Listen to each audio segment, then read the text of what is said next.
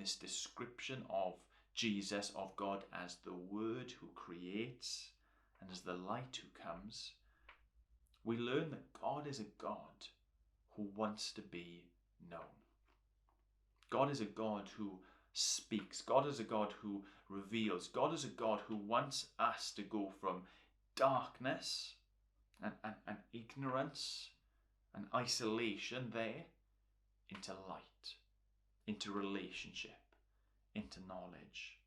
The author is an author who wants the characters to know him. Now that's a massive concept, and I've been helped in trying to understand it by an illustration I read, I think, first of all from Tim Keller.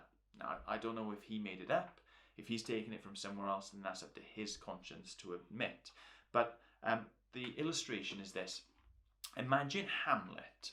Hamlet is a character in a play by Shakespeare, by the same name. Imagine Shakespeare wanted Hamlet to know that he existed. How would he do that? How would he do that other than writing himself into the play?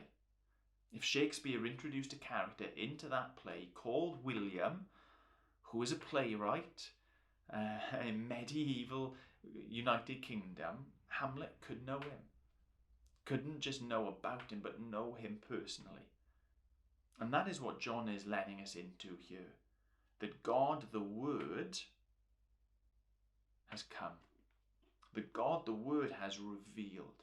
That God, the Word, has spoken and shone a light so that we could know him. That we, the characters in his great play that is life, could know him and be known by him.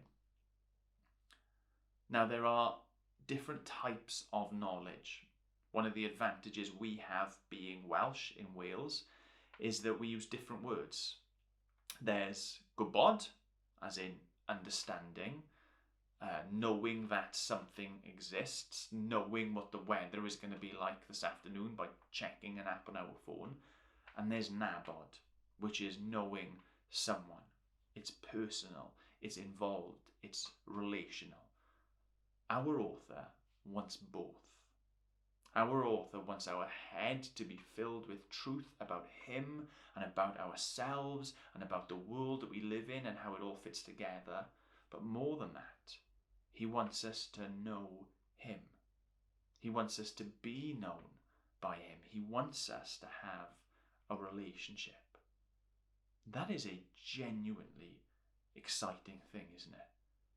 To think that the one who is described as creating all things, the one who, without his creation, nothing exists, wants us to know him, wants us to be known by him, to have a relationship that here, as at the end of John's Gospel, is described as life. I wonder how desperate are we to know our author? It needn't have been the case that he wrote himself into our play. It didn't have to be that way. We could reason, we could understand quite happily a God who makes and leaves, and that's the end of it. A playwright who pens the script and hands the parchments over for actors to do their job and stays out of the way. It didn't have to be like this.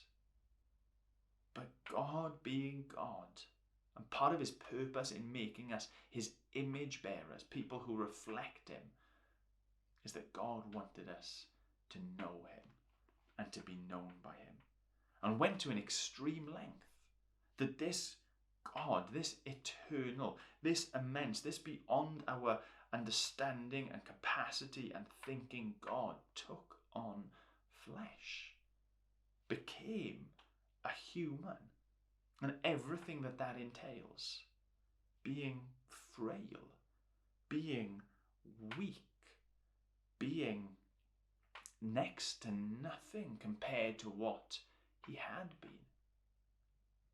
This author was desperate for us to know.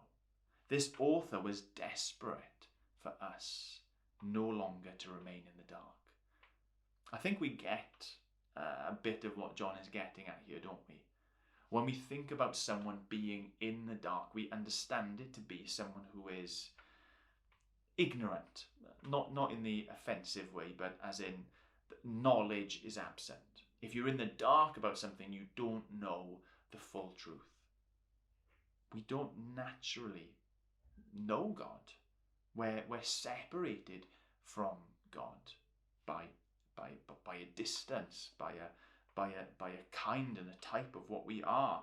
We'll find out some of the rejection and the rebellion that has gone on in humanity historically and in each and every one of us. But here's the thing, that God wants to bridge that gap. This author wants us to go from ignorance into knowledge, from darkness into light. That's why the Word, the author who reveals, came into our lives.